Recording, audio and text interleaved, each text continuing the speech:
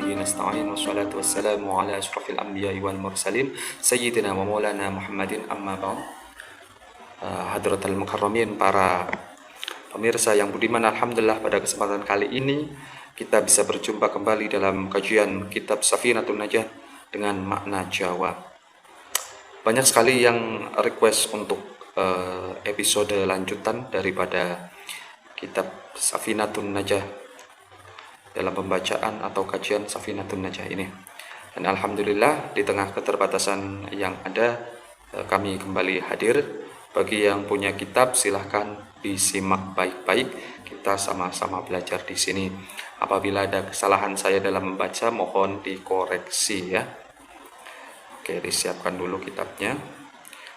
Pada kesempatan kali ini kita akan membahas tentang syarat sebuah batu itu boleh untuk bersuci ya.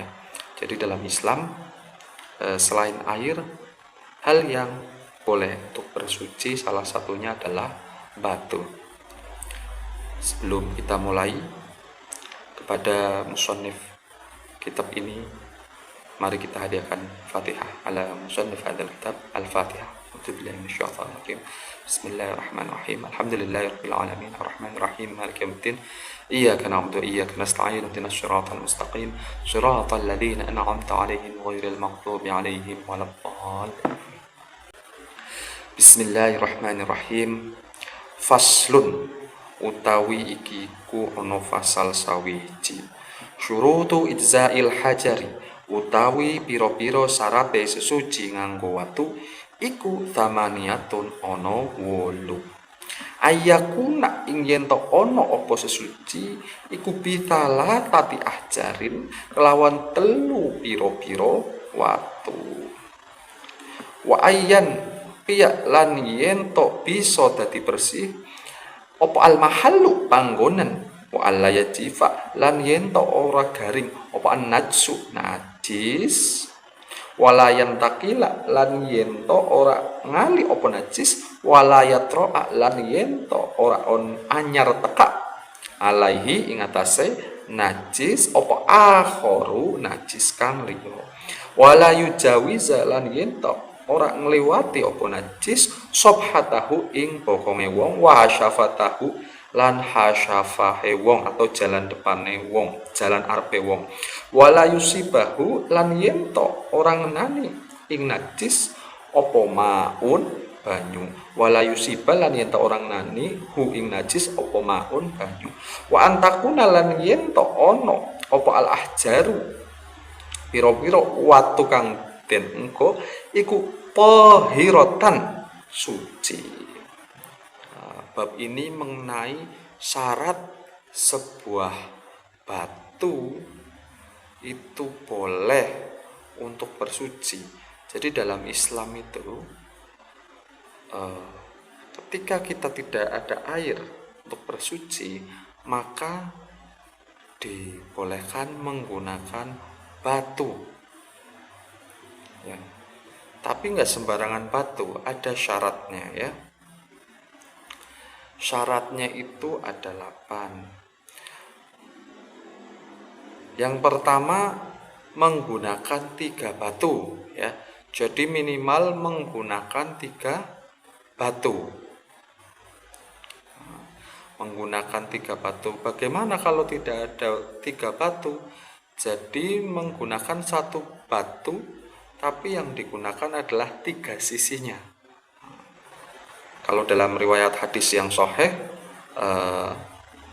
kita boleh bersuci menggunakan batu dengan 3 batu, tapi dilarang menggunakan bersuci menggunakan kotoran yang sudah berupa batu. Mama kotoran unta sudah mengeras, itu tidak boleh digunakan untuk bersuci. Syarat yang kedua, mensucikan tempat keluar najis dengan batu tersebut ya. Jadi disucikan ya dengan batu tersebut. Kemudian syarat yang ketiga, najis tersebut tidak kering. Ini syarat mutlak. Jadi najis tersebut belum kering. Umpama Anda semua sedang naik gunung, tidak menemukan air, kemudian Anda BAB, maka tidak boleh Anda tunggu sampai kering, jalan dulu, kemudian baru dibersihkan dengan batu. Nggak boleh. Kalau sudah kering, maka mutlak harus menggunakan air seperti itu. Jadi syaratnya kotoran tersebut belumlah kering. Kemudian nomor keempat, najis tersebut tidak berpindah. Jadi najisnya belum laweran kemana-mana ya, masih di situ saja. Nah, nanti diterangkan dalam poin selanjutnya. 5. Tempat istinja tersebut tidak terkena benda yang lain sekalipun tidak najis. Jadi kalau umpama buang kotoran itu langsung bersuci di situ, nggak boleh pakai celana dulu kemudian di atas baru pakai batu, itu udah nggak boleh ya. Jadi setelah buang kotoran kalau mau pakai batu maka harus di tempat itu, dalam arti jangan pakai celana dulu ya, nggak boleh najis itu terkena dengan barang yang lain walaupun itu suci. Celana kan suci ya. Nomor 5, tempat istinja tersebut tidak terkena benda, nomor 5 sudah. Nomor 6, najis tersebut tidak berpindah tempat istinja ya, baik dari jalan depan maupun jalan belakang ya. Itu keterangan yang poin nomor 4 ya. Jadi najis tersebut harus masih dalam lubang depan dan lubang belakang, nggak boleh sudah merembet kemana-mana, itu nggak boleh. Kalau sudah merembet kemana-mana maka harus menggunakan air ya, betul. Kemudian nomor 7, najis tersebut tidak terkena air. Nah, umpama BAB nggak ada air, kemudian tiba-tiba hujan, nah Anda sudah kena itu, Anda sudah tidak boleh menggunakan batu, udah kena hujan itu ya, udah terkena air. Nomor 8, batu tersebut harus suci ya, batu tersebut harus suci, nggak boleh batunya juga umpama tidak suci kena pipis, itu sudah nggak boleh untuk bersuci ya. Itu luar biasanya Islam istinja dengan menggunakan batu saja diatur. Nah, pasti dari tadi timbul pertanyaan ya, Anda semua timbul pertanyaan, lah bagaimana kalau menggunakan tisu? Nah, kalau sekarang kan orang pada menggunakan tisu ya, bagaimana itu hukumnya? Kalau Anda tanya ke kiai kampung di samping rumah Anda, biasanya para kiai atau ustadz tersebut akan mengharamkan, nggak boleh itu pakai tisu, harus pakai batu. Biasanya seperti itu ya. Tapi kita di sini akan mencoba mengkaji dengan melihat literatur lainnya, jangan asal mengklaim saja. Bagaimana hukum bersuci menggunakan tisu ya. Nah, jadi kalau Anda semua mencari hadis tentang bersuci menggunakan tisu, maka betul Anda tidak akan menemukannya. Kenapa? Karena tisu baru ditemukan tahun 1800-an. Nah, 1800-an. Sedangkan Nabi kan tahun 600-an. Jadi Anda tidak akan 600 awal ya. 500-600 awal, maka Anda tidak akan menemukan hadis-hadis bagaimana bersuci menggunakan tisu. Nggak mungkin ya. Nah, bahkan kalau Anda menganut imam madhab yang 4 pun, kalau fatwa mereka yang asli, imam madhab 4 ataupun ahli hadis sekalipun, para ulama-ulama ahli fikih yang hidup pada era itu, maka tidak menemukan tentang nas atau fatwa-fatwa bagaimana bersuci menggunakan tisu. Karena pada waktu zaman itu belum ditemukan tisu, masih ada paling kertas pun masih kategori barang mulia yang tidak boleh digunakan untuk bersuci. Pada waktu itu kertas hanya untuk mentransfer ilmu pengetahuan seperti itu. Jadi tisu itu kapan sih, tisu toilet itu kapan sih awal mulanya? Itu pada tahun 1857 oleh Joseph Gayeti dari USA. Jadi orang Amerika dan Eropa sebelum Joseph Gayeti menemukan tisu tersebut, bersucinya pun menggunakan air, tidak seperti sekarang, seperti itu. Nah, lantas kita bertanya nih, bagaimana hukumnya kan? Bagaimana hukumnya menggunakan tisu? Nah, Anda bisa mengacu pada kitab lainnya ya. Semisal kitab Sulamet Tofek ya, atau beberapa literatur yang bermadhab Syafi'i seperti Majmu' Syarah Al-Muhaddab atau Syarqawi Syarah Tufat Tolab, atau Hujairami dalam Syarah Iqna dan lain-lain. maka menyatakan bahwasanya hajar atau batu itu ada dua. Yang pertama hajar hakiki. Hajar hakiki itu adalah batu yang 100% batu dibolak-balik. Batu Anda lempar bentuknya batu, maka itu jelas hukumnya boleh untuk bersuci. Yang kedua adalah ada hajar syar'i. Hajar syar'i yaitu sebenarnya bukan batu, tapi disifati dalam fikih itu seperti batu.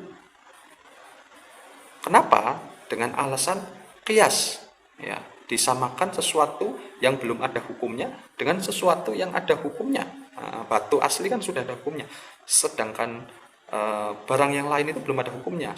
Seperti contoh kayu, ya, maka menggunakan kayu itu diperbolehkan. Pokoknya benda-benda padat, dan salah satunya adalah tisu.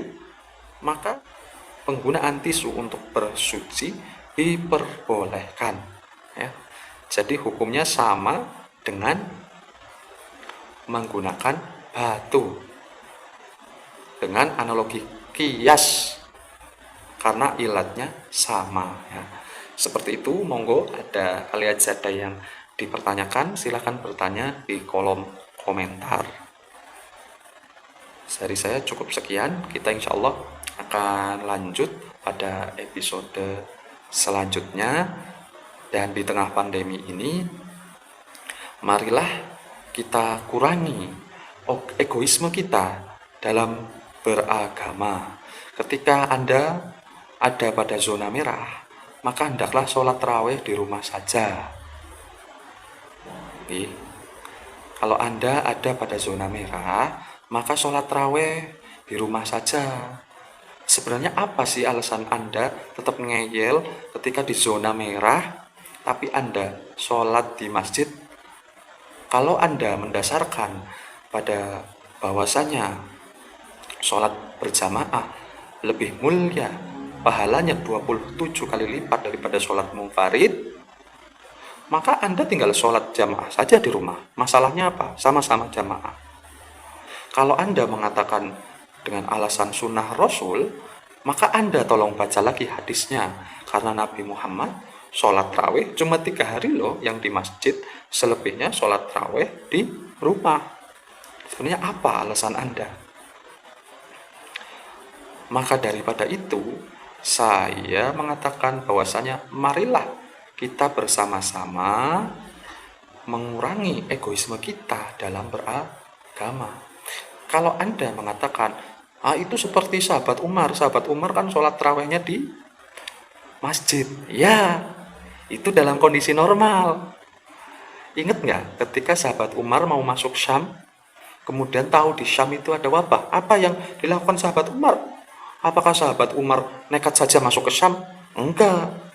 Sahabat Umar ingat hadis Nabi bahwasanya ketika ada suatu wabah, maka yang di dalam nggak boleh keluar, yang di luar nggak boleh masuk. Sahabat Umar pergi meninggalkan Syam. Tidak egois dalam beragama, tidak mentang-mentang merasa Amirul Mukminin, tidak mentang-mentang merasa waliullah.